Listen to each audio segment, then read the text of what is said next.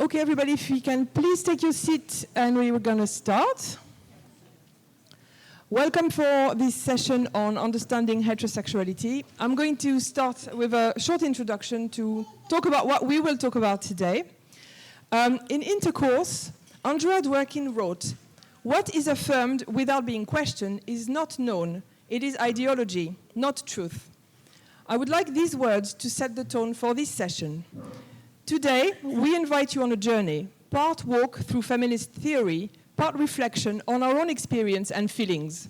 Together, with that quote in mind, we will peel back layers of patriarchal ideology, propaganda, and lies that surround the concept that we all think we understand: sexuality, sexual orientation, and heterosexuality. Through theory, political analysis, and personal reflection, we will question what we've been taught to accept as natural. Perhaps by the end, we will have stripped some of the ideology and stood a little bit closer to the truth. We will not presume anyone's knowledge of the topic, and we will start from scratch today. For some, this may be your first time encountering these ideas. You might find them fascinating, or challenging, or unsettling. You might reject them at first, only to return to them later, or not at all. That is the nature of consciousness raising. It is not a linear process, and it requires collective questioning. This is also the nature of theory. It is designed to help us understand a phenomenon, and sometimes it does that. So it is our hope today that this presentation positively supports your feminist journey and your feminist consciousness. Together, we will explore the political nature of our personal and intimate lives. We will question the concept of sexuality, sexual orientation, and heterosexuality from a lesbian feminist perspective. We will analyze our own heterosexuality and how heterosexuality contributes to women's oppression. We will challenge patriarchal notion of sexual orientation as innate and unchangeable. And we will reflect on our own perceived heterosexuality and whether this is truly what we want for ourselves. Going further, we will also examine the political dynamic of heterosexual sex, investigate how sexuality enforces gender, masculinity, and femininity, and we will consider how women internalize and sometimes even learn to enjoy our own subordination through sex. This is deep work. This may stir strong feelings, discomfort, resistance, anger, grief, or perhaps relief or recognition. Whatever arises, it is unlikely to leave you untouched. And we ask you to sit with those feelings as we move through the workshop, approaching theory with openness and curiosity. You are not required to agree with any of the things we say. If you feel unwell or triggered during the session, FiLiA offers a quiet room for your use. And at the end of the session, there will hopefully be space for us to talk, share reaction, and discuss.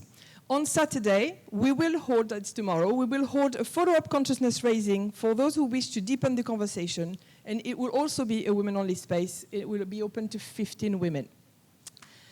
So I'm going to introduce our speaker. The introduction from radical feminist theory to practice consciousness raising will be addressed by Michelle. Compulsory heterosexuality through Adrian Rich will be discussed by myself and Lynn. And then we will talk with Tabata and myself about eroticizing subordination. And to finish this short introduction, I would say, again, a Dworkin quote, that intercourse remains the supreme human act, the means of the generation of life itself. And it is also, at the same time, the site of female subordination. To refuse to examine it because it is presumed to be natural or good or beyond criticism is to refuse to know the meaning of one's own experience. Okay, is the mic? Yeah, it's working, isn't it? Hiya, my name's Michelle, and I'm going to speak to you today from a radical lesbian feminist perspective, which sees patriarchy as a system of male supremacy that structures our lives at every level. I'm going to talk about the second wave of feminism and how women discovered through consciousness raising that what happened in our most private spaces, our homes, our bedrooms, our intimate lives, is not just personal, but political. The women who started the CR groups in the 60s would all have considered themselves radicals, and I just want to take a second to explain the word radical, because in 2025 this can often be mistaken to mean extremism, but the definition comes from the Latin radix, meaning root. To be radical is not about extremism, it's about going to the root of things, addressing problems at their source, and that's exactly what these women were doing, digging into the roots of oppression.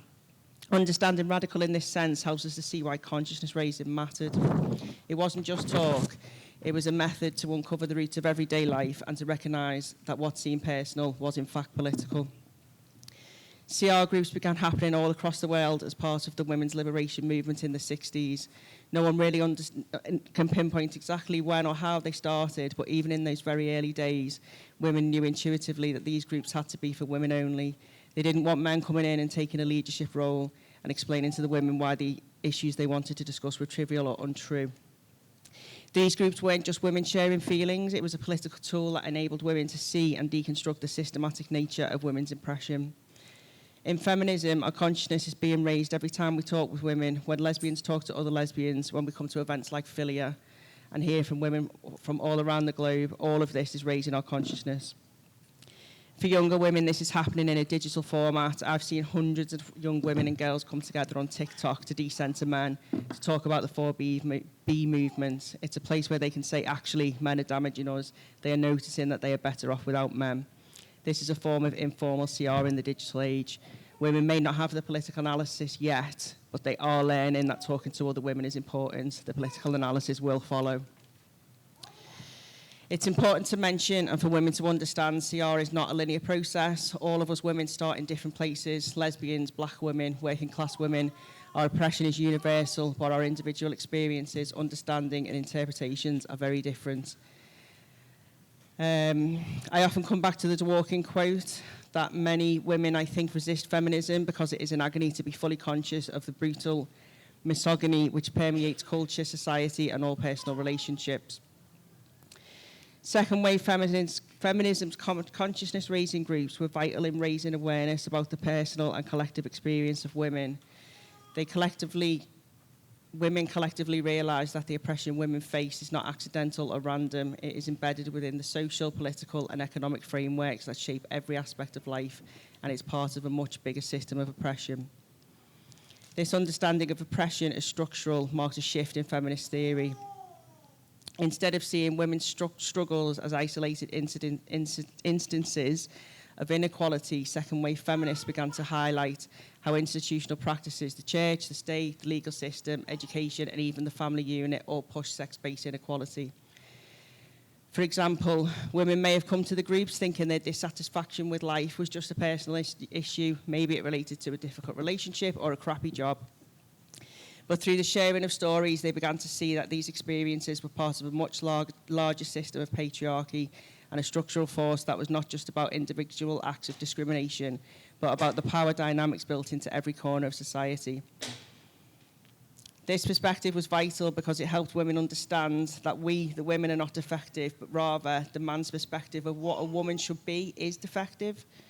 And from talking in CR groups, women began to move beyond feelings of isolation and blame, offering a way to understand our collective power to challenge and change these systems, and the facade of male supremacy began to drop. Women started to also see that it wasn't that they had a defective, useless man in their home, but in fact the useless man was a tool of systematic abuse and control designed by the patriarchy to keep women busy and alone, and most importantly, away from other women. Women became collectively conscious that the personal was political. Previously, they had assumed their issues were individual and apolitical. Activists began to understand that sex-based inequality wasn't just about individual discrimination or sexism, but about the way society as a whole organised the power. Men, as a class, have historically held systematic power and privilege, whether through access to political authority, economic resources, or cultural dominance, whereas women as a class have been systematically subordinated. This structural inequality is clear not just in an individual relationship or personal experience, but it is built into all the institutions and systems that shape society. law, education, labour and the family. If the personal is political, then every relationship, every family structure, every assumption about love and intimacy has to be examined as part of the system of male supremacy. Second wave feminists began to turn their attention inwards to look at how oppression manifests not just out there, but in the home, in intimate relationships, in the bedroom and during sex with men. From the practice of CR, feminists realised that the personal is political, and what could be more personal, more politically revealing than the dynamics of power, entitlement and control that play out in our most intimate spaces. Patriarchal power doesn't stop at the front door. It's in the homes women are sharing with men, and in many cases, women experience some of their most consistent and intimate forms of oppression and abuse in the place where we are told we should feel the safest. And these aren't rare or extreme scenarios. It's the everyday reality for many women. What makes them political is that they are not personal failings or relationships, but systematic patterns shaped by centuries of patriarchal conditioning. If the home and the bedroom are political, what does that mean for our understanding of love, intimacy, and freedom? And what would it mean to truly dismantle these structures? When we start to see the home and the bedroom as political spaces, it means taking a long look at the deeper systems shaping our relationships, like how marriage and heterosexuality have been set up to keep men in power. From the second wave came the foundational radical arguments that heterosexuality itself is structured in ways that maintain male supremacy. And this analysis made clear that what happens in the bedroom, in het relationships, and in the home is not separate from power. It is where the power is reproduced and enforced. Women challenged heterosexuality and marriage as structures of male control. This means women aren't born into heterosexuality, but instead the heterosexuality is a deeply embedded institution that has been historically structured to serve male dominance. Heterosexuality is therefore just another of the many bars in the cage of women's oppression, a system that reinforces power imbalances under the pretense of love and desire. So let's bring everything together. What second wave feminist consciousness raising groups showed us, and what we must continue to remember today, is that women's oppression is not a failure in the system. The system's doing exactly what it was designed to do. That system is enforced not only by institutions, but in the most personal corners of our lives, in your homes, in your relationships, and in your beds. This is why radical feminism goes to the root. We don't just ask for better treatment, we ask, why does the system exist at all? And what might it look like if we tore it all down? And even though CR began decades ago, it's far from over. The women in those early CR groups started to connect the dots. They realised that marriage, heterosexuality, the emotional labour, all of it is set up to benefit men. And when they started saying it out loud to each other, things began to shift. They saw that it wasn't just them, it was all of us, and it still is. Every time we talk to each other honestly, when we name what's really going on, even in a TikTok comment or a late night chat with a friend, that's raising our conscience. That's where change begins. And that's where the power is, in women talking to women.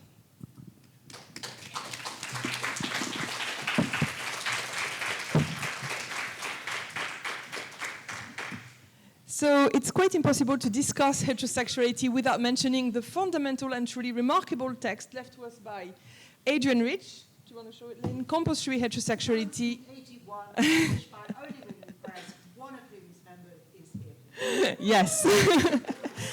So Compulsory Heterosexuality and the Lesbian Existence. It was first published in 1981, and it's a classic of lesbian feminist theory, and it remains a radical eye-opener. If you have not read it, you should really run and get it. Because it really deepens our understanding of every aspect of oppression when we see the role that heterosexuality plays in it. So, as Michelle explained, armed with the understanding that the personal is political and that everything, including our private life, including our intimate lives, requires feminist analysis, is not separate from it, Rich wrote this text, especially with heterosexual feminists in mind, and her goal was to prompt them to question the very nature of what they saw at their sexual orientation. And so I will focus briefly on the idea developed at the beginning of this essay, which explore the nature of heterosexuality and the means of its enforcement, but I'll try to bring this idea into a more contemporary context. And so the central question that Rich asks and it remains valid today, is why are most women straight? And by extension, why are most women assumed to be straight? And of course, these are linked. As feminists, we already know the reality of heterosexuality, but it's rarely framed in those terms. But it is within heterosexuality that women do the bulk of the childcare, the housework, the unpaid work of emotional support, the mental load. It is women who provide sexual service to men with little or no attention to our own desire and pleasure.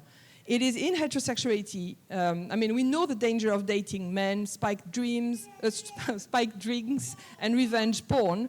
And we know that we are primarily victimized by men we know, husbands, boyfriends, our exes, through rape, domestic violence, and murder.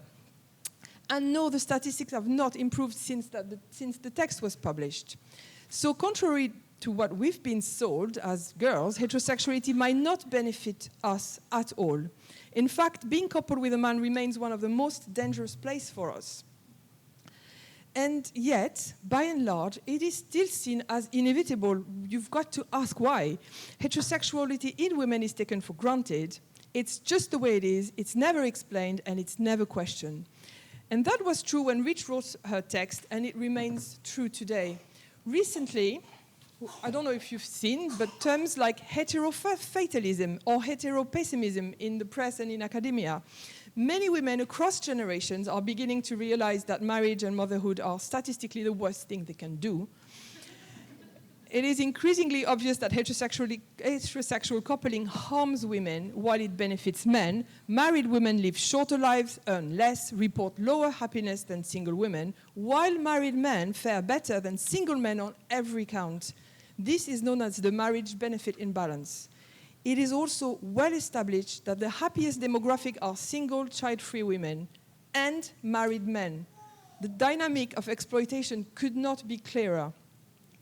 Patriarchal media panic about the rise of single women shows this clearly. By 2030, 45% of working-age women will be single and child-free. How many times have you seen this headline lately? And yet, even women who leave men, who stop dating them, who stop having sex with men, women who divorce with no intention of ever being with men again, women who follow the 4B movement, very often still consider themselves straight. How is that possible? And that's the question that Rich asked. Knowing all this, why are most women still heterosexual? What is a heterosexual woman? And what even is heterosexuality? So getting in the text a bit, Rich suggests that heterosexuality, like motherhood, should be understood not as natural, but as political institution. And she explains that heterosexual coupling is not simply a personal preference or a sexual orientation or an innate characteristic, but the main organizing structure of patriarchal power. And we often hear, oh, but heterosexuality is needed for the survival of the species. And indeed, a degree of heterosexuality is necessary for human reproduction, but there is absolutely nothing in that biological requirement that dictates the rigid, violent, and exploitative form that heterosexuality takes today. There's nothing in nature that justifies the way heterosexuality is lived and experienced by women. Nothing dictates that each woman should be coupled to a man for life or to a man at all. Nothing prescribes the right amount of intercourse per week or how long it should last. Nothing in nature justifies raping women in marriage or out of marriage or in prostitution. Nothing justifies pornography or the normalization of choking during sex. We could imagine countless alternatives for organizing society, labor, sexual arrangement between men and women that don't involve any of this domination or violence. The way heterosexuality is practiced and lived and theorized under patriarchy is entirely political. So how is this institution enforced and maintained? Rich gives a list of characteristics of male power, and she shows how each of them enforces heterosexuality. So I'll focus on a few of them because there's just too many, but it's really worth reading it and see how this applies to you. So the first one that she described is to deny women our own sexuality. And I've picked a few, for example, clitorectomy and infibulation. And you will notice how all this stuff we are talking about today, right now, in that list is topics that we discuss at FiLiA for example, or that are very, very contemporary. So we know hundreds of millions of girls and women are affected by FGM today in Africa, primarily Middle East, but also in diasporas elsewhere. And its Western pornified liberal version with labiaplasty, still very current. Number two, chastity belts. You might think of them as a medieval relic, but they are widely used in BDSM communities where men control women's sexuality. Punishment, including death for female adultery. So here, of course, we think about Afghanistan and the Taliban regime. But, you know, in the UK, infidelity was until 2010 allowed as a defense for murder. Punishment, including death for lesbian sexuality. In 2021, 2 lesbians in Iran were sentenced to death for being lesbians.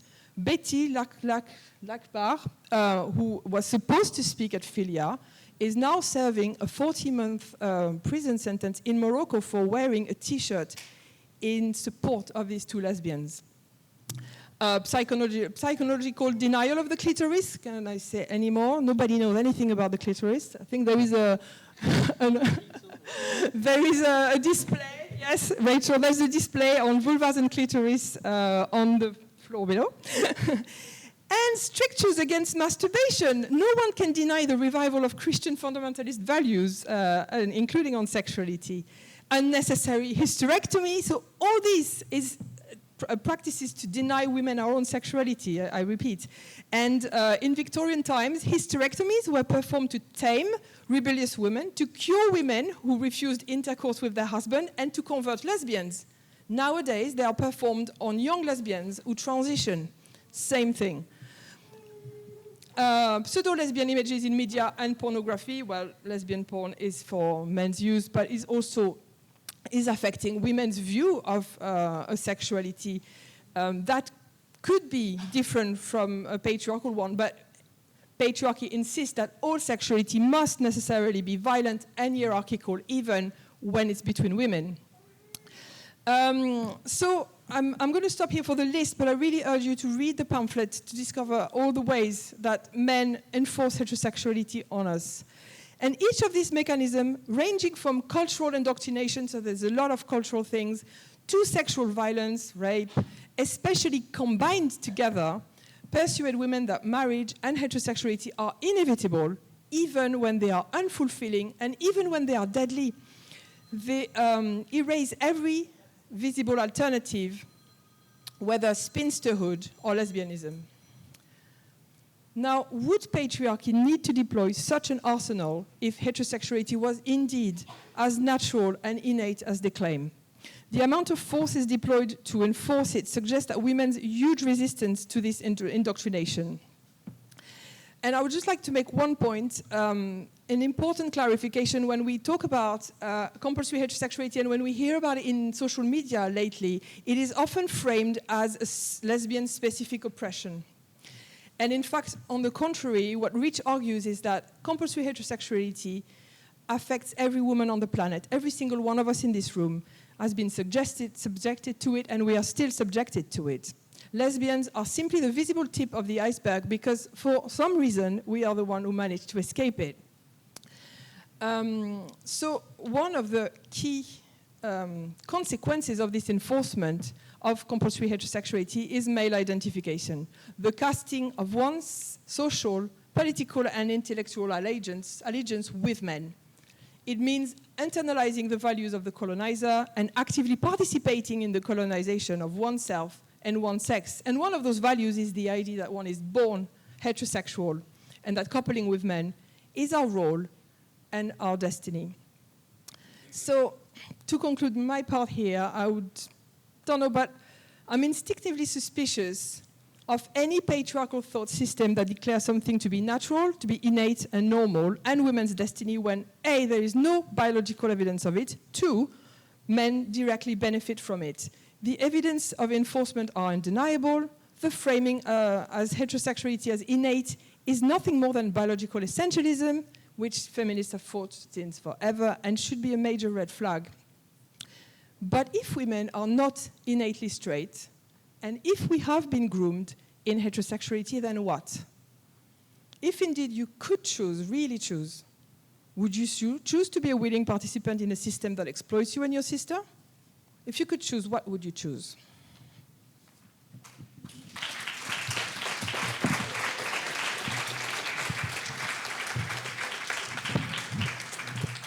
Yeah, whilst Angela was speaking, I was reminded of an article that appeared in, I think it was Teen Vogue, and it was about telling young women that they would and should enjoy anal sex, and it came with an illustration of what the biology was that was involved, and it entirely omitted the clitoris. Of course.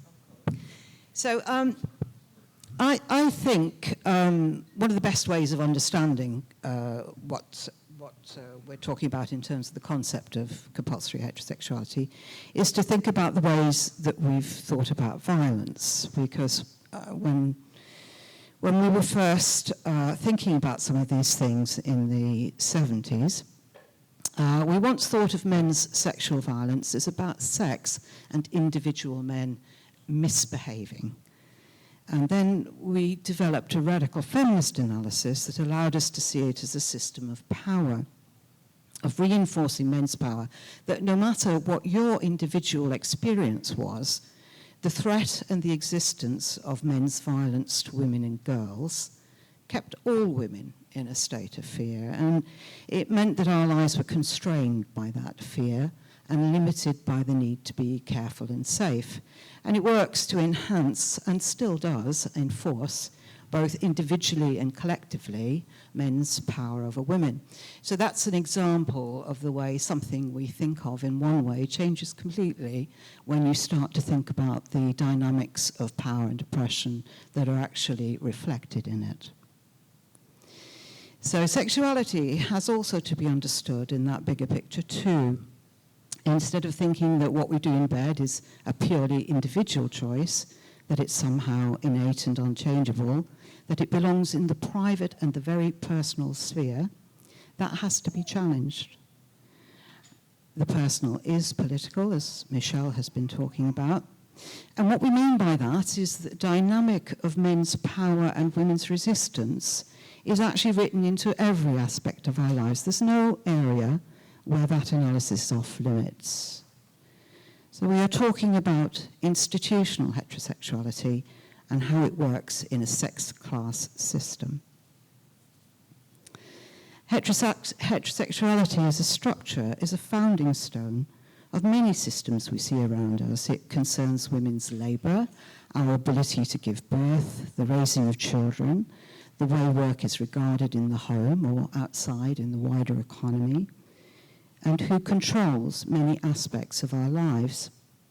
In the past, it's also involved our rights to own property and even our rights over our own bodies. We should remember that rape in marriage was only made illegal in this country 34 years ago, and it's not a crime still in many other societies. So many of the things that we think of as personal choices, as our rights as women, are ringed about by the possibilities we are allowed to see and the choices that we are allowed to make, from who we love, who we live with, have kids with, grow old and die with, what we find beautiful or admirable, what we fall in love with. All these things are influenced by our culture and the power dynamics within it.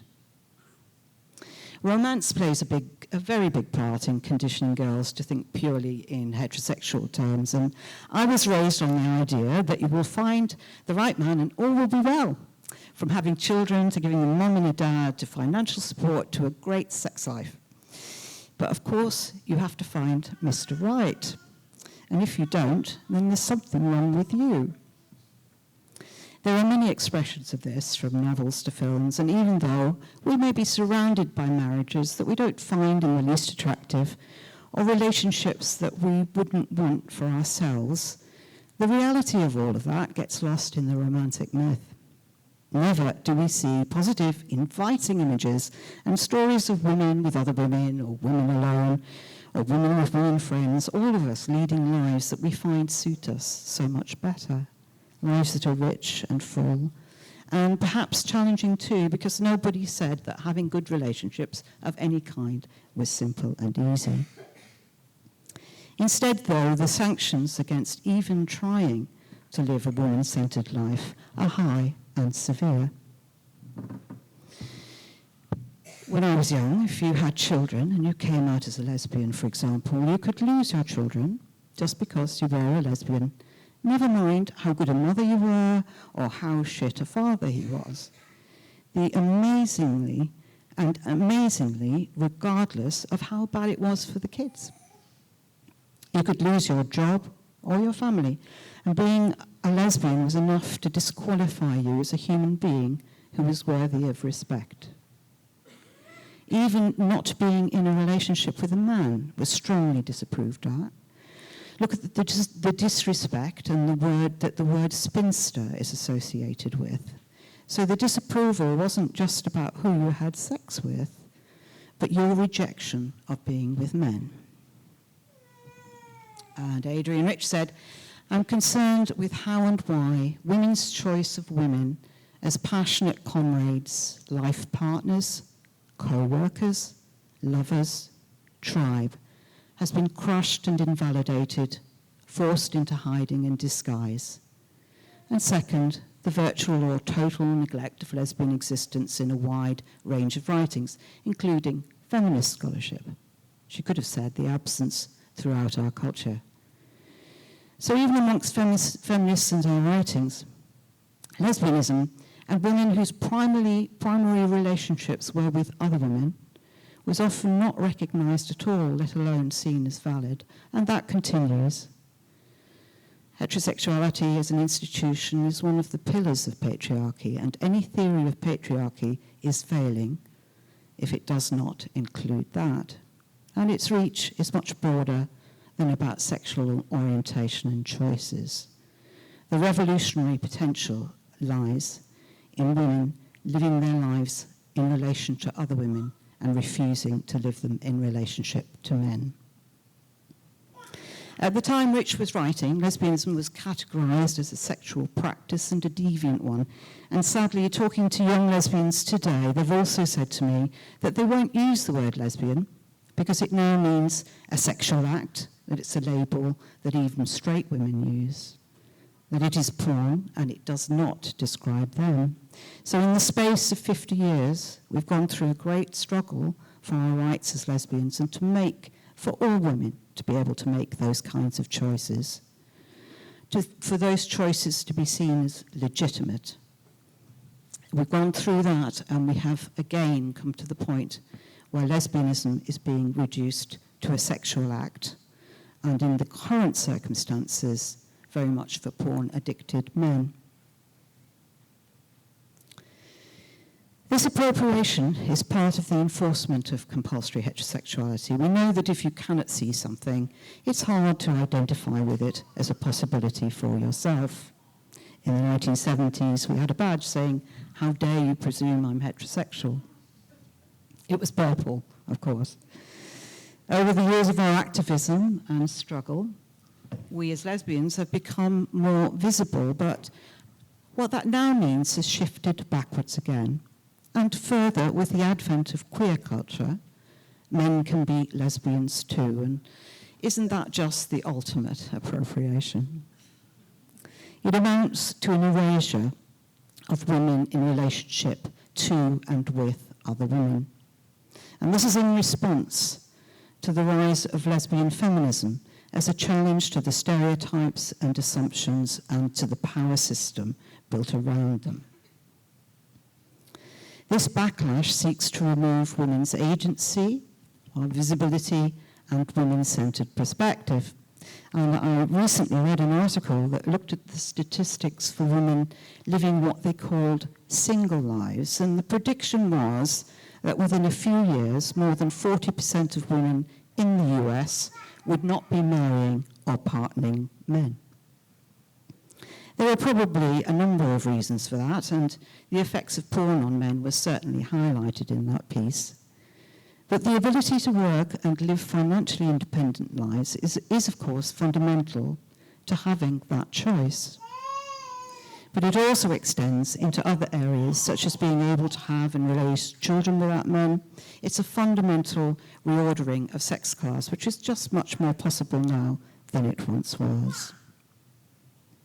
So what we thought we may have won as lesbians over those years for women's right to determine their own sexuality does bear looking at. Toleration as a sexual preference may be preferable to outright hostility, but it doesn't get anywhere near the radical challenge that choosing a woman-centered life poses to the institution. Many lesbians, for example, didn't campaign for equal marriage. We didn't want to see our relationships as the same and built on the same model as heterosexual ones, albeit with another woman as a wife. As radical feminists, we rejected the whole structure of marriage as not in women's interests and not the kind of relationship that we wanted with our partners. Marriage was a way of men benefiting from our roles as domestic servant, child bearer and raiser, sex provider, emotional carer, and all of the many ways in which men use women as of right.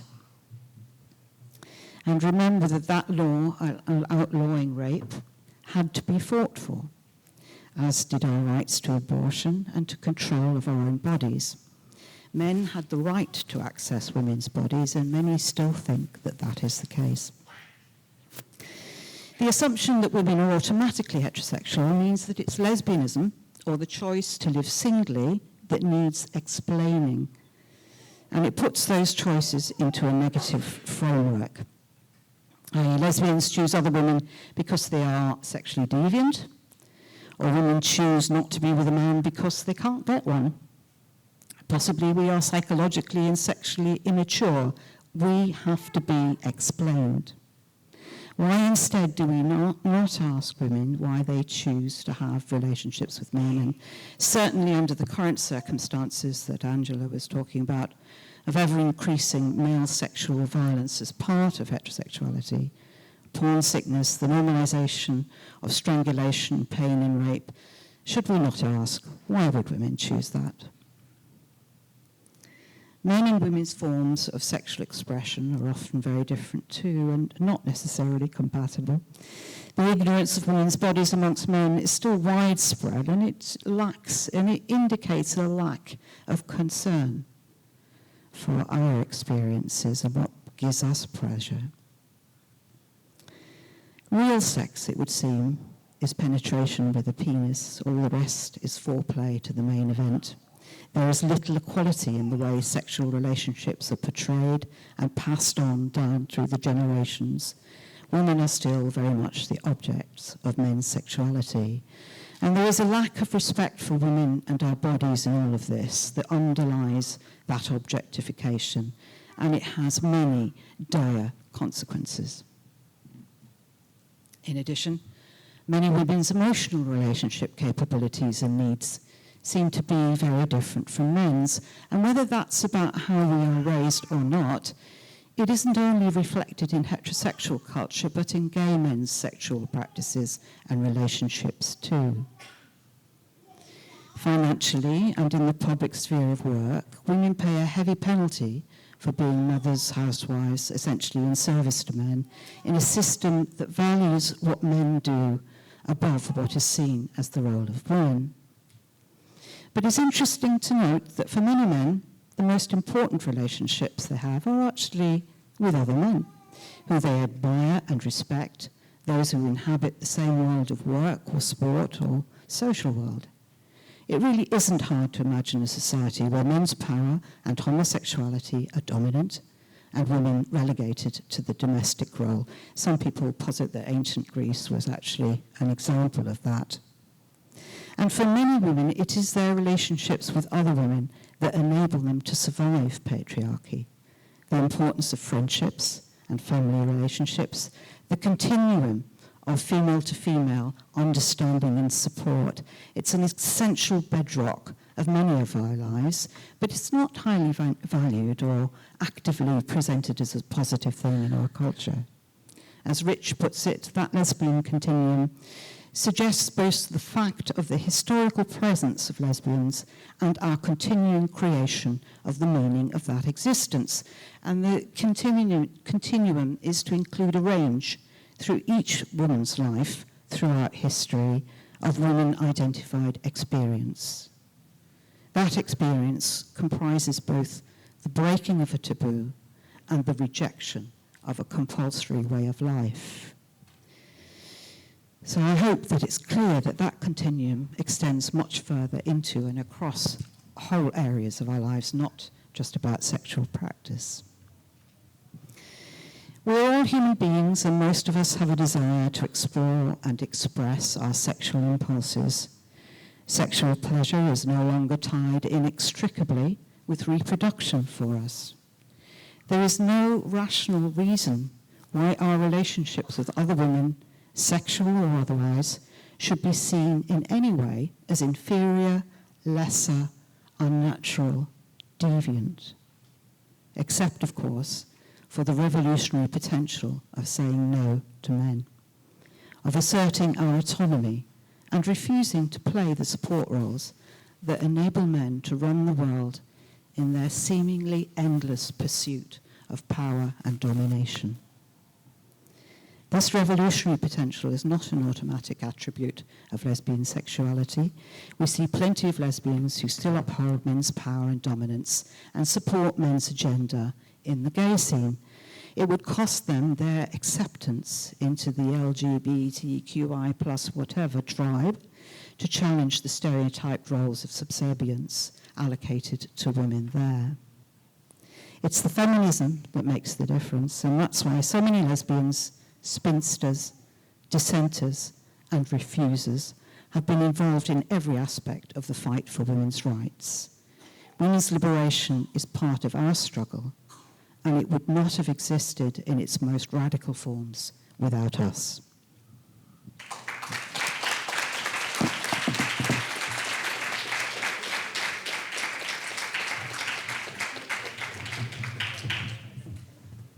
Thanks so much, Lynn. So to finish, Tabata and I will enter a conversation. Maybe we should sit next to each other.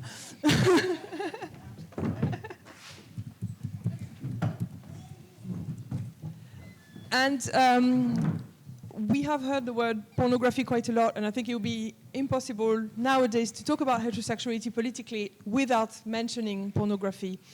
And as we know, feminists have long theorized and campaigned against pornography. Much of the critique has focused on its impact on boys, and we argue that porn exposure reshape male sexuality, teaching them to eroticize violence against us and socialize them into rape. All this is true.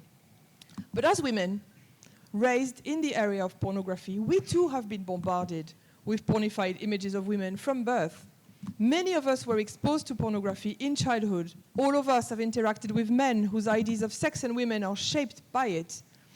Some of us have been forced to watch porn by men in our lives. Some of us have had pornography made of us, sometimes without consent or even knowledge. If we agree that men are changed by porn exposure, we must also ask, what does it do to us? Through the patriarchal, pornified, sexually violent culture imposed on us, and through the sex that is also so often imposed on us, we learn what to expect from men in sex. We internalize what is expected of us, how to behave, how to respond sexually. Most crucially, we learn what to find sexual, what to desire, even what to love. It is feminist work to discuss the direct impact of pornography on women.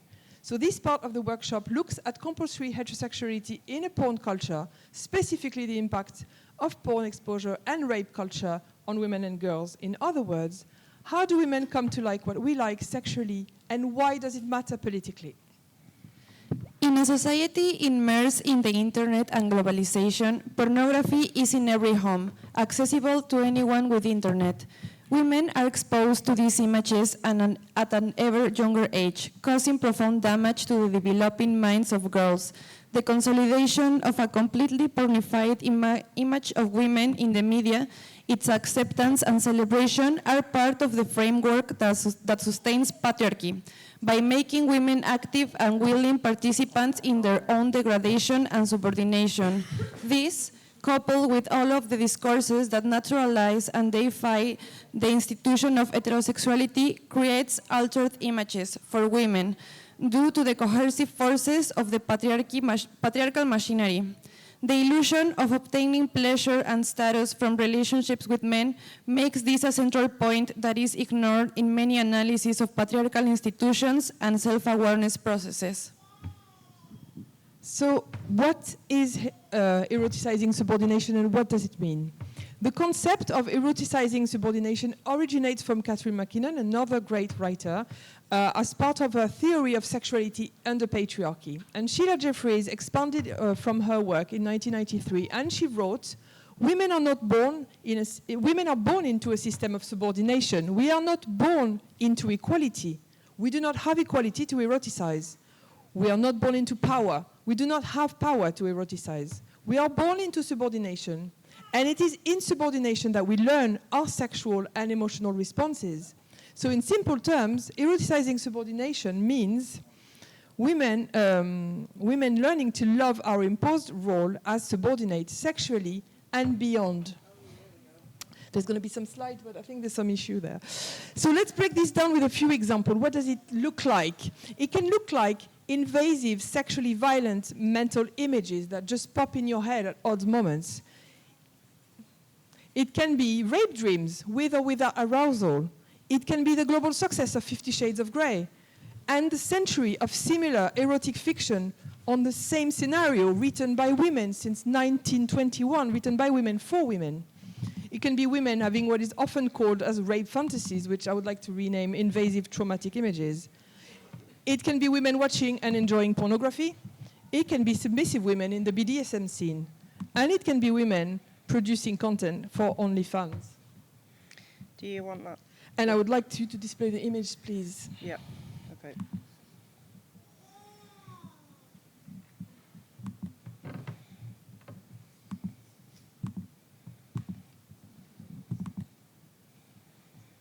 Dun, dun, dun. I'm like the least tacky woman in the world. I don't know why I've got this responsibility.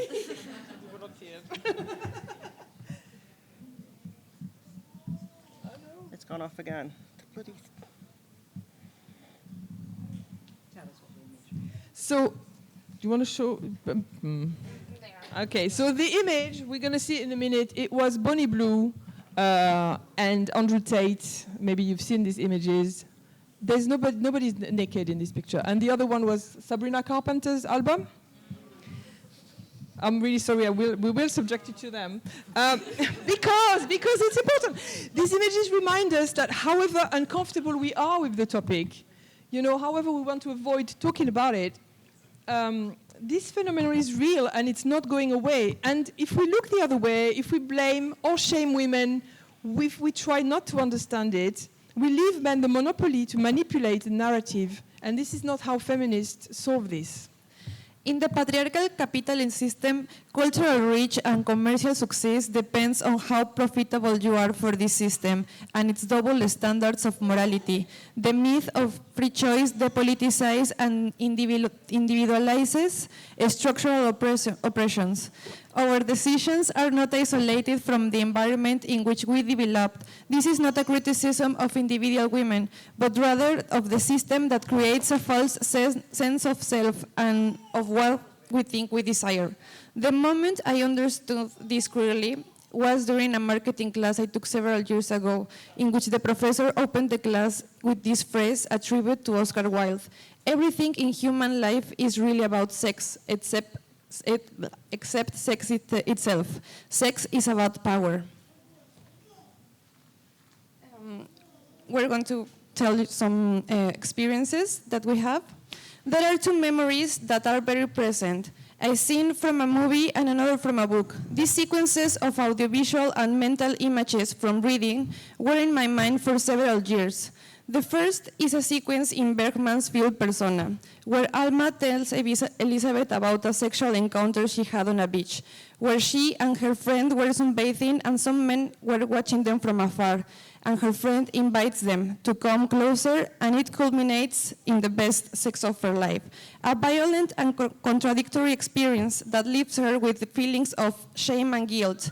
The other is a scene in the novel Story of O, where O is confined to a room, blindfolded and tied up, in which different men enter to use her.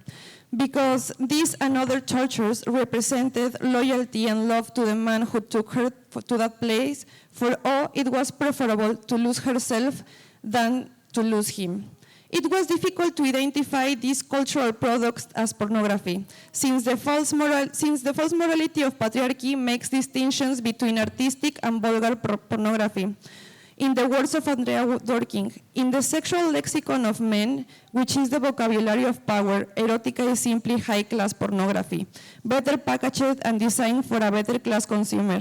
In persona, the message is that the voyeur who watches you from afar like a predator is not going to rape you. He's going to give you a memorable experience, because even if you didn't know it, you desire it, because you felt an orgasm. And in the story of O, the message is in the total abandonment of oneself, an unquestioned obedience in order to please the loved one, but also a twisted way of presenting the idea of voluntary slavery, supposedly as the only way to, quote-unquote, obtain sexual satisfactions.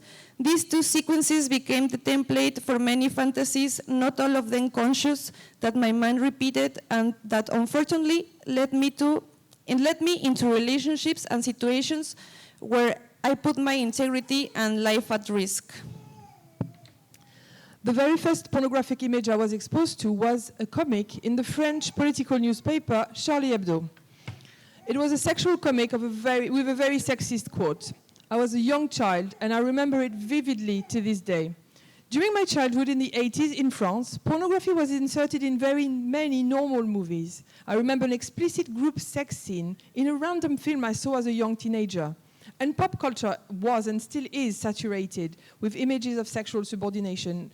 I remember particularly Princess Leia wearing nothing but a metal bikini chained up to the monster in Star Wars.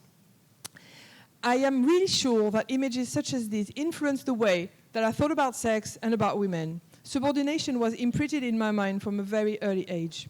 By the age of 12, I had what can be described as a BDSM dream. I didn't even know what BDSM was. I didn't understand where this dream came from. I felt guilty, I felt ashamed, and I was convinced that it was proof that I was a very bad person. Recently, I read a blog post by a submissive woman in the BDSM scene who said she knew she was innately born submissive because she had had submissive fantasies since childhood. I wholeheartedly disagree with her conclusion. As feminists who believe in social construction and reject biological essentialism, I refuse to accept that women are born submissive. This is precisely what men want us to be. Indoctrination is the process of teaching someone a set of beliefs, often without allowing for critical analysis or questioning. It involves inculcating thoughts, repeated instruction, manipulation, and emotional appeal, making the belief seem like unquestionable truth. Early exposure to pornography is political enforcement. It is a form of political indoctrination. So how does eroticizing subordination relate to compulsory heterosexuality? We are surrounded by a culture that thrives in profiting from selling women's bodies. We are presented with this entire machinery of submission and degradation as desirable, aspirational and empowering. Being part of the rituals of femininity gives us a place within patriarchal society, which is that of obedience disguised as choice. This traps women in cycles of aesthetic, economical, physical, emotional, and mental violence. Wherever you look at patriarchal culture, whether from a religious, economical, historical, or media perspective, a common thread is the centrality of heterosexuality and how necessary it is to sustain this society. All economic models have been developed through the control of women's reproductive capacities and unpaid labor. All history is built on invisible women supporting great men. The media of capitalism creates and supports industry that destroy the planets, like mining for diamonds from engagement rings. Heterosexuality is not a biological or mystical destiny. It is a result of a process of domestication and colonization of women's minds through subordination, erasure, violence, rape, and femicide. Femininity is the role we are given to maintain status within patriarchal society. It is the way we ritualize and internalize the violent and sadistic practices to which we submit in the name of beauty, love, and status. Desirability becomes a central pillar of women's identity, and in a society increasingly consumed by pornography, desirability is shaped by how willing one is to participate in degrading, violent, and potentially deadly practices in order to be desired, loved, and sustained the illusion of control. The erotization of subordination is a result of women believing that sexual violence is the norm, a dangerously depoliticized space where domination is pleasurable and inequality is justified through consent. This is a major factor that keeps women captive to heterosexuality. It is a vicious cycle where confusing subordination for love and violence for pleasure is the norm and desirable. It is from here that the dissonance of loving one's enemies arises. Compulsory heterosexuality and eroticizing subordination are deeply intertwined. The problem with compulsory heterosexuality is not only that it's compulsory, it's that heterosexuality and specifically intercourse carries and enforces a political message. And of course, we are in patriarchy. That message is not pro-women. Countless of porn video titles will tell you explicitly about men's misogynistic political agenda. Heterosexuality constructs the relationship between men and women based on a power dynamic. It enforces the idea that men are dominant, that women are submissive by nature. It constructs this dynamic of power via the act of heterosexual sex.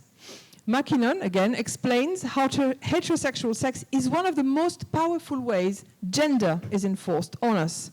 What happens during intercourse is how men learn masculinity. They internalize status as superior in a patriarchy through sex and rape, which many men either cannot or refuse to tell apart. Through pornography, they learn that they are supposed to be strong, powerful, dominant, violent. They learn in their bodies that sexual violence and domination of women means masculinity. It means what it means to be a man. And for women, the process is the same but reversed. We internalize our position as women in patriarchy, enforced femininity, weakness, powerlessness, submissiveness within our own experience of powerlessness in rape or sex. And once again, sometimes these experiences are not easy to tell apart for us. And by our exposure to pornography and images that portray us in subordinate position, powerless, violated, but loving it. So how does it work, and how do women learn to love our imposed role as a submissive in a sexual context? It is a tool of patriarchal coercion, the distortion of experiences of abuse through narratives in which violence and inequality are eroticized, presented as desirable and empowering, which contributes to the justification and normalization of violence. The discourses that normalize the erotization of subordination are closely related to the myth of consent.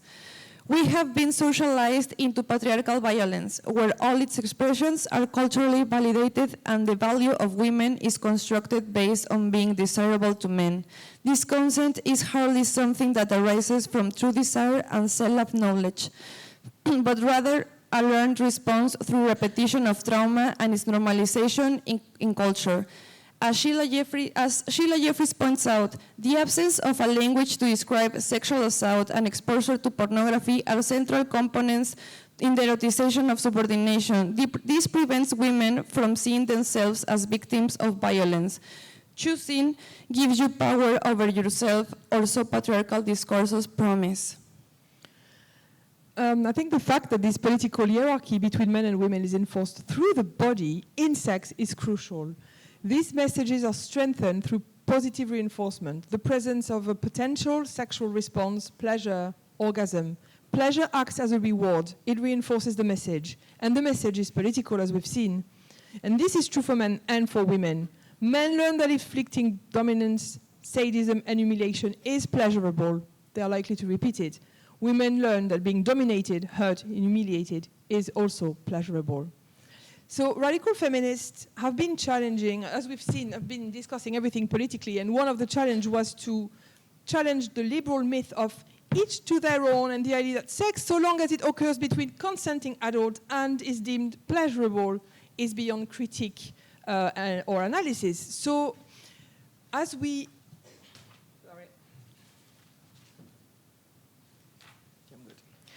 explored in part one of this workshop with Michelle, drawing on our own experiences, radical feminism insists on applying political analysis on everything: sex, sexual pleasure, how that pleasure is produced, what is considered desirable, and what these practices reveal about power dynamic between men and women. And this is why we need to discuss consent and sexual pleasure from a feminist perspective. So first we will have a look at consent. What does it mean under patriarchy? Consent is one of the most problematic myths we have today. The mere thought that one can choose voluntarily to participate in degrading activities causes us to overlook the possibility of relationships outside the frameworks of subordination and violence.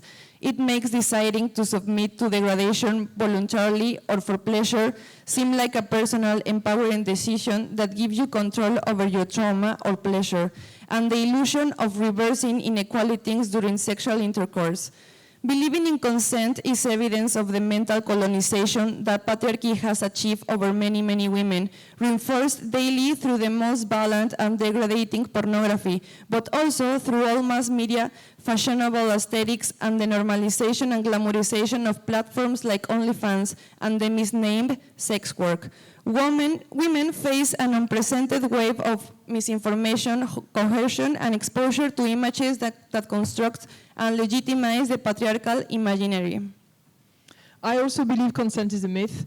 Focusing on women's consent erases the patriarchal context that produces this consent.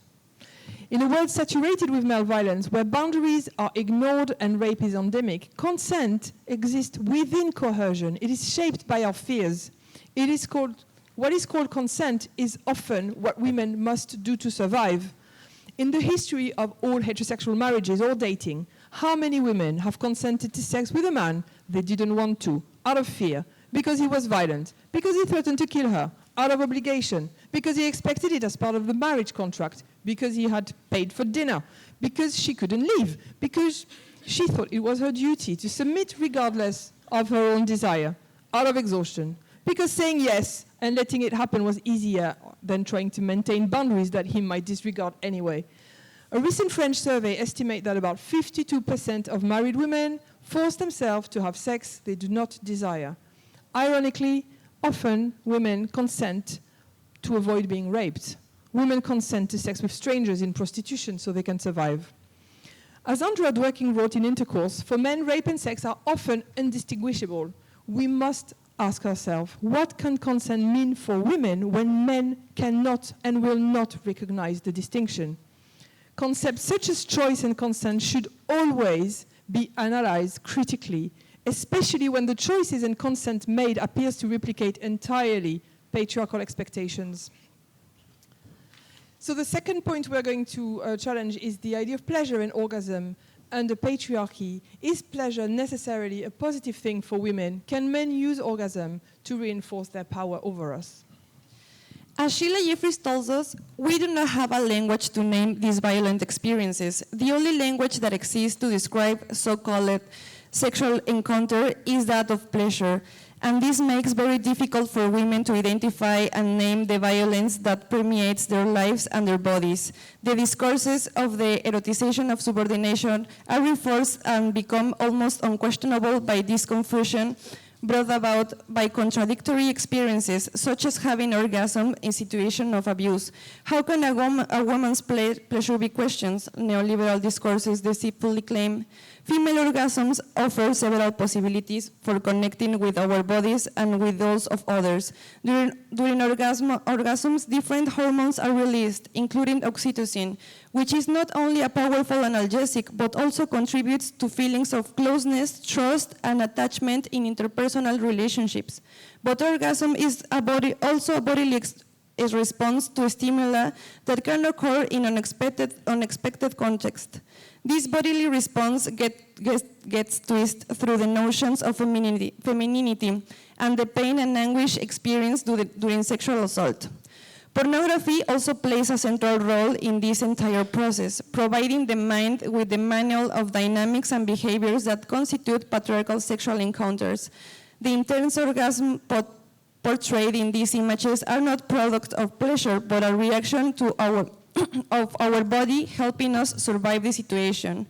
Without a critique not only on sexual practices, but also of the nature of heterosexuality, these experiences, which we cannot accurately name, become confusing. A common argument among BDSM practitioners is that they claim to experience more intense orgasms, and this is one of their motivations for continuing these practices. However, intense orgasms are not evidence of a healthy or safe sexual intercourse based on equal power.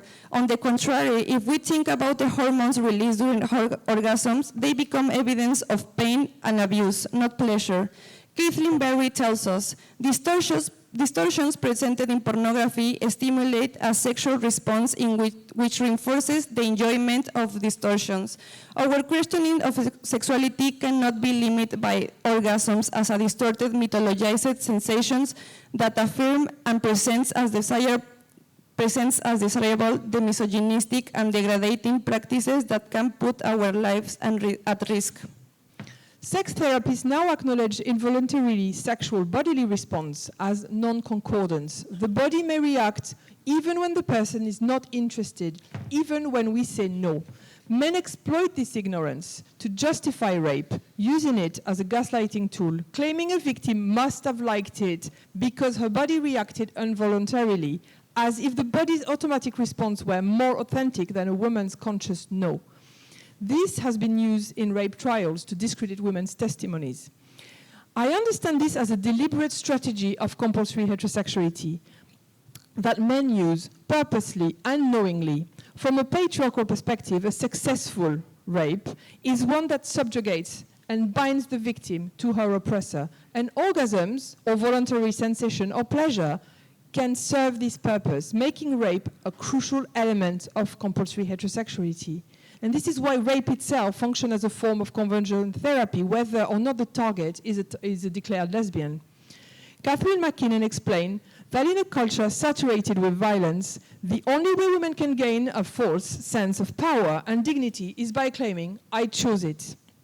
This coping mechanism pushes victims to deny their rape by reframing powerlessness, humiliation, and pain as choice. This reframing is encouraged and reinforced by the media, police court, and the rapist himself.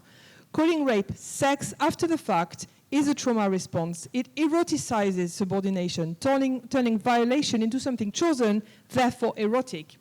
And the existence of trauma play in BDSM communities, presented as therapeutic, shows that men know this mechanism and exploit it, re-traumatizing women and creating trauma bonds under the guise of consent, again, coupled with the possibility of involuntary bodily response. This becomes a powerful strategy that entrenches male power.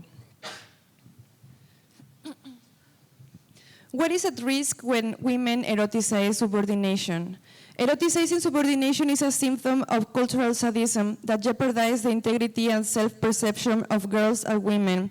This is what Mary Daly calls sado-society, which matches with the ideology of cultural sadism coined by Kathleen Berry.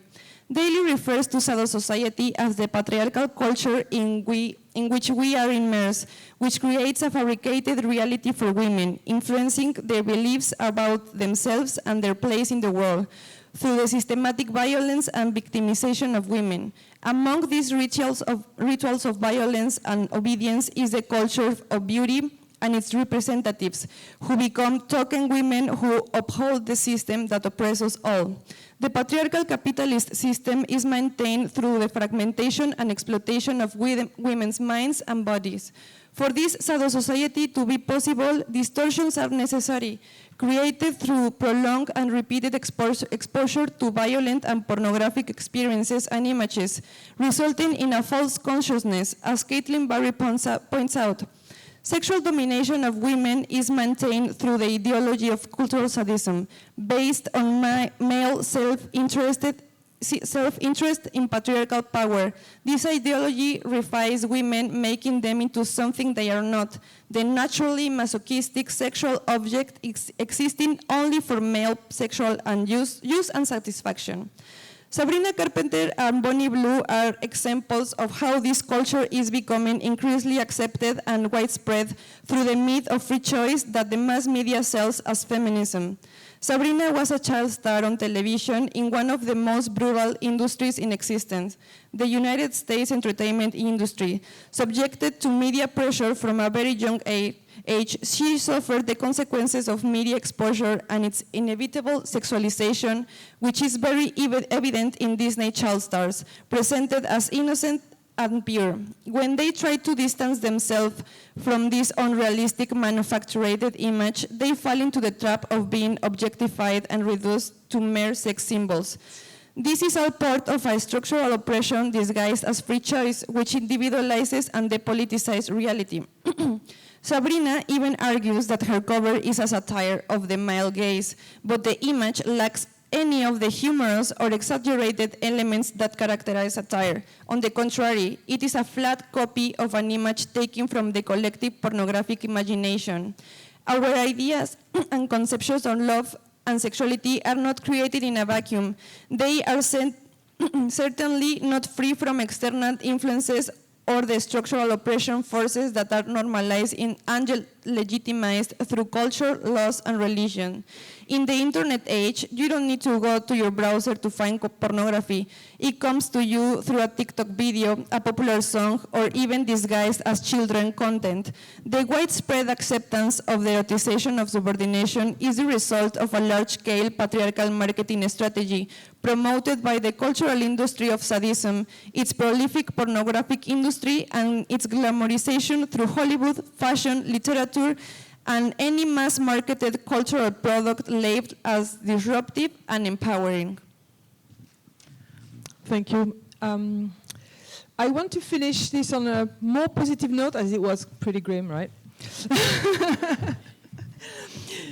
Neuroscience confirmed that the brain has the capacity to regenerate and form new neural pathways through life, a process we call neuroplasticity. It is possible, though not easy, to unlearn even a lifetime of sexual habits, conditioning, and patriarchal scripts by training our brain to respond differently. Women are not condemned to repeat what has been imposed on us. With consciousness and collective effort, we can break patriarchal patterns that taught us to eroticize our subordination. We can create new pathways of desire rooted in equality, not domination. And we can release traumatic memories. We can build new memories and associations that affirm safety, joy, and connection. Neuroplasticity reminds us that change is not only possible but constant. The brain is political territory, shaped daily by culture, ideology, but also by our resistance.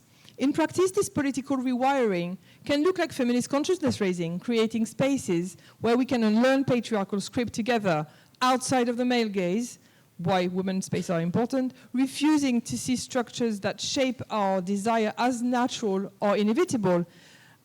This political rewiring can also look like respecting our own boundaries, saying no, withdrawing from compulsory heterosexuality and refusing to perform for men's benefit, and valuing real intimacy and connection over the pursuit of pleasure at any cost.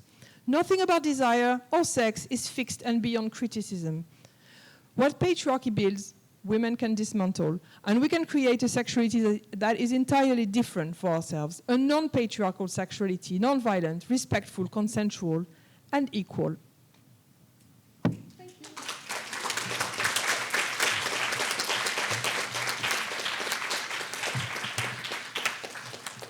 you. Now, the session's supposed to finish at 5:30, so we have a bit of time, and very happy to go through anything. If anybody wants to raise their hand and talk about whatever, feel free.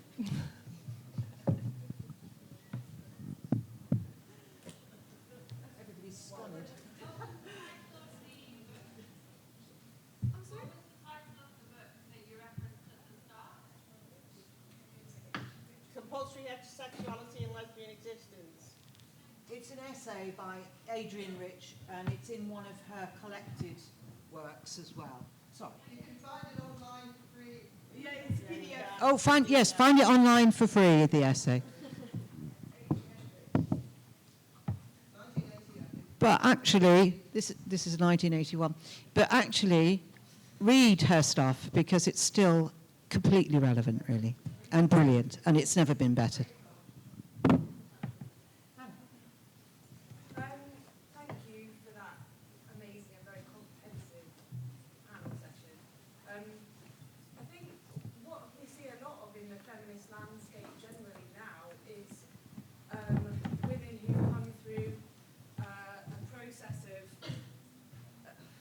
So across the feminist landscape, there are women who've come through a process of eroticized subordination and traumatization through heterosexuality, and then have found feminism and have reached differing conclusions about what to do with their trauma. And we have everything from your positions to Mary Harrington and Louise Perry and the sort of what conservative feminism, or is it really feminism, trad wife movement, etc. But there is, I don't see very much that talks about, you know, how do we prevent young women, girls and young women, entering to the sort of conveyor belt of traumatization in the first place. Obviously, I've got a vested interest in thinking about that. This is a daughter, but I also have a son. And I wonder, could we discuss maybe a little bit about how we as mothers and as women in community with children raise our children in a way that resists this process?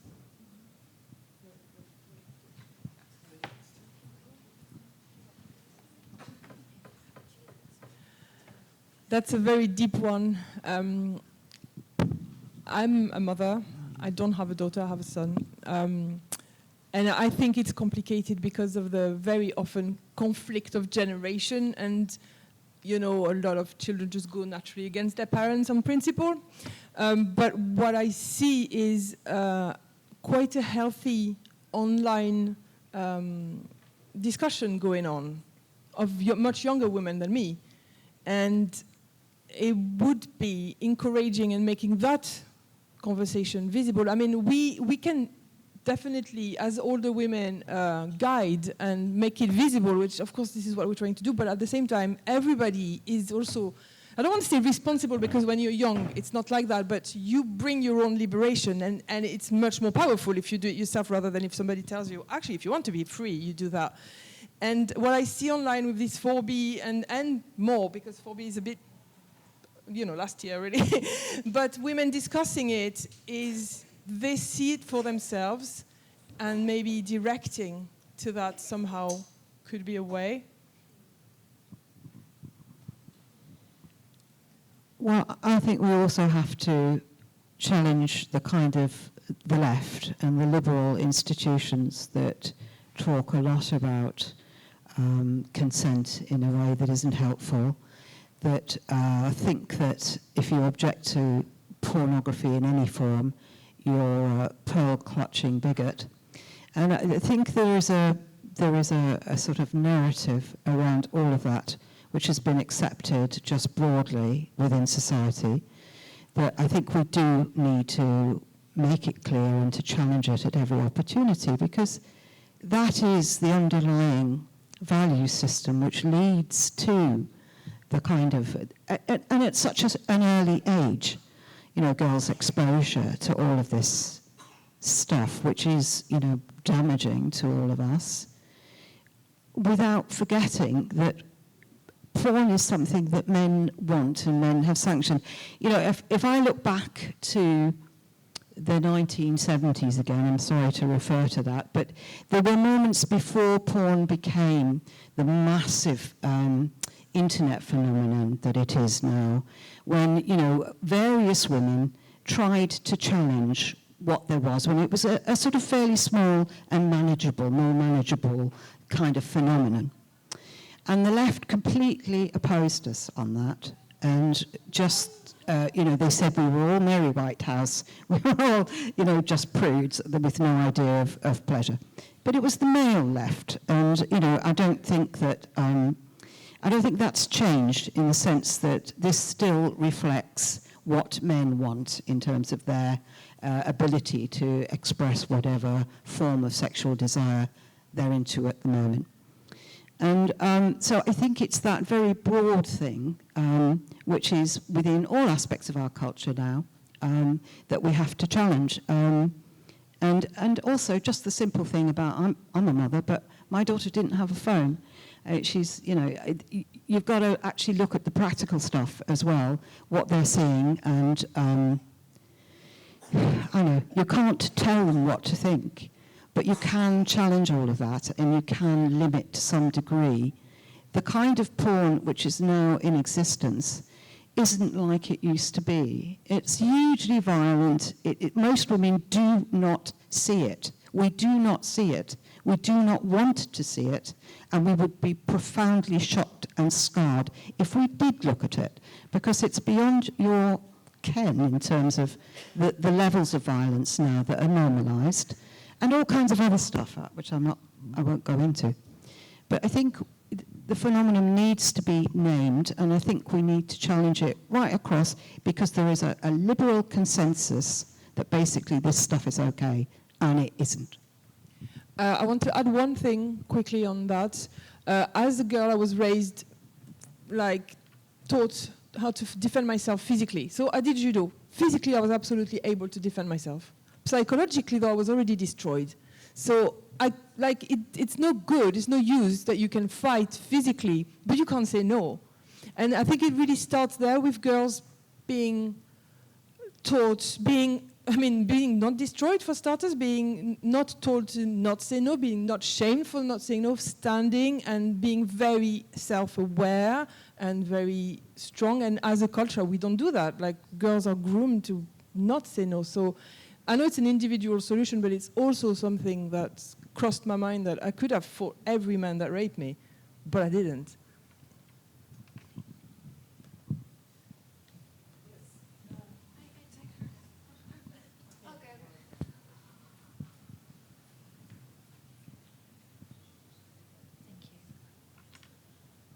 I wanted to ask about how women who are multiple survivors of assault can reframe their sexual experiences, because myself, I was abused from a very young age, and then you grow into this person and you think, would I have ever dated a man if I wasn't abused?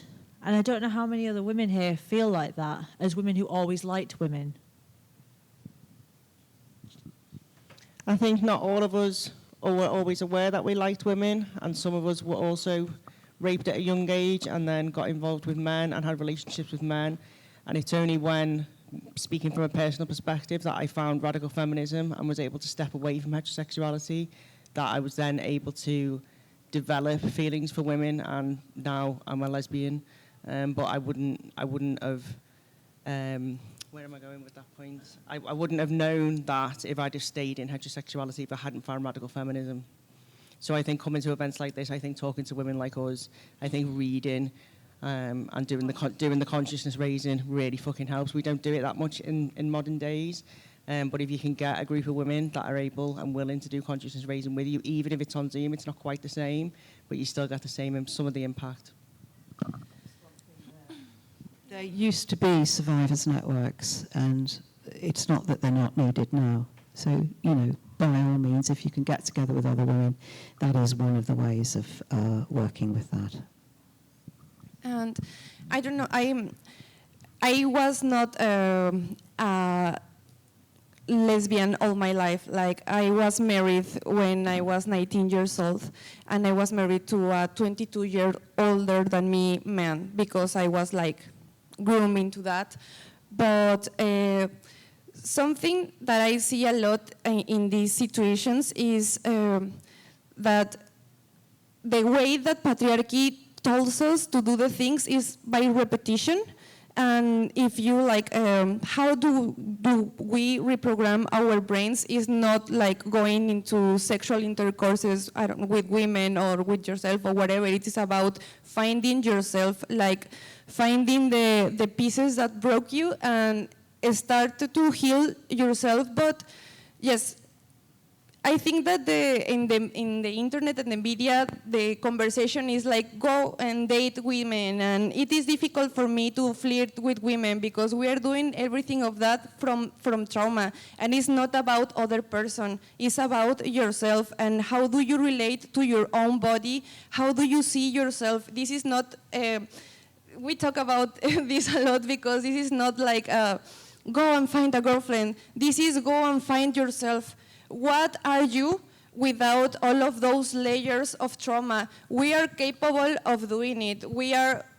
If we can create another life for other human in our bodies, in that same body, we can create another life for ourselves. And yeah, it is hard. It takes a lot of time. It takes solitude, but not isolation.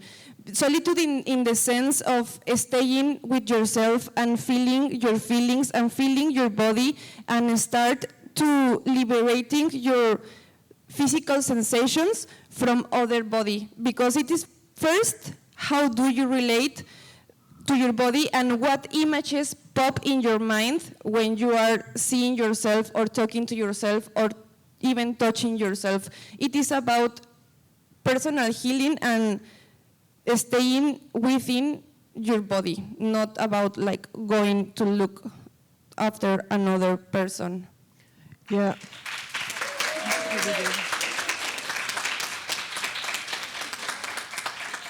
And backtracking just a tiny bit is obviously stay away from what hurt us. Like, do not engage with men anymore. Like, I would say that's the first step. If you identify that something that's hurt you, step away. As long as it takes, it doesn't matter, and then do that. But that's the first thing. And that also means step away from patriarchal culture, step away from, the aspect of patriarchal culture that might re-trigger you. For sometimes, I couldn't watch any movie because everything was pornified. And if that's what it takes, take the steps. It's long. I'm not saying it's easy, but it is possible, and it takes with that first step first.